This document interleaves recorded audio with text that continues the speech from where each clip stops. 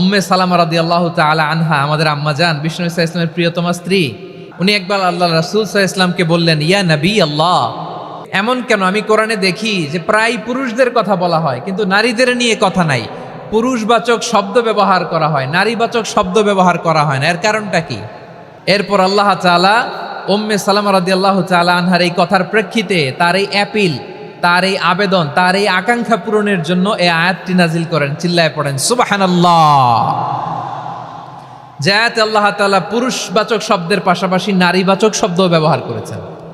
যেমন ধরেন মুমিনিন, এটা বললে এর মধ্যে পুরুষও আছে নারীও আছে। মুসলিমিন, এটা বললে এর মধ্যে পুরুষও আছে নারীও আছে। কিন্তু এই আয়াতে আল্লাহ তাআলা মুসলিমিন বলার সাথে সাথে আবার বলেছেন মুসলিমাত। ইন্নাল মুসলিমিনা ওয়াল মুসলিমাতি ওয়াল মুমিনিনা ওয়াল মুমিনাতি ওয়াল কানিতিনা ওয়াল কানিতাতি।